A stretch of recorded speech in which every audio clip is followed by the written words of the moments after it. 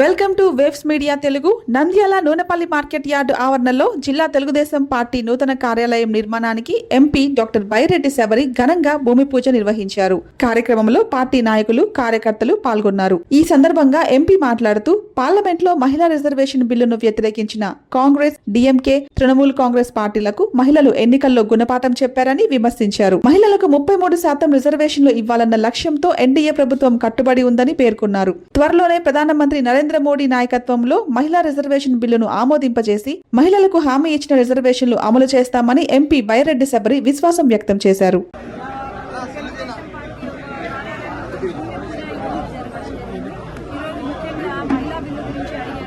మహిళా బిల్లు ఏ రోజైతే ఆ రోజు సపోర్ట్ దొరకక మేము చాలా ఒక బాధలో ఉన్నాము. నేను ఆ రోజే చెప్పాను మీకు, ఎప్పుడైతే మహిళా బిల్లుకి వ్యతిరేకించినారో కొన్ని పార్టీలు, ఆ పార్టీలకు చీకటి రోజులు మొదలైనాయి అని ఆ రోజే నేను చెప్పాను. నిన్న ఎన్నికల రిజల్ట్ ఏదైతే ఉందో వాళ్లకు చెప్పు దెబ్బనే, చెంపబెట్టు కూడా కాదు, చెప్పు దెబ్బనే.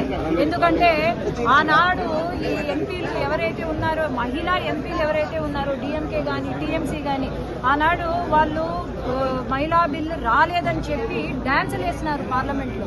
ఎంత బాధాకరమైన విషయం అంటే ఆనాడే నాకు అర్థమైపోయింది వీళ్ళ సిచ్యువేషన్ ఏందో. నిన్న మన రిజల్ట్తో మమతా బెనర్జీ కానీ లేకపోతే అక్కడ డిఎంకే ఎంతో చాలా మేము చాలా పెద్ద పార్టీలు అనుకున్న పార్టీలే ఈరోజు ప్రజలు, ముఖ్యంగా మహిళలు బుద్ధి చెప్పినారు. ఆ రిజల్ట్ పరంగానే వాళ్లకు బుద్ధి వచ్చింది.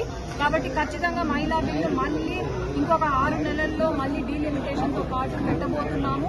ఖచ్చితంగా ఇది జరుగుతుంది. వచ్చే ఎన్నికలలో 33% రిజర్వేషన్, మహిళా రిజర్వేషన్ అమలు కాబోతుంది.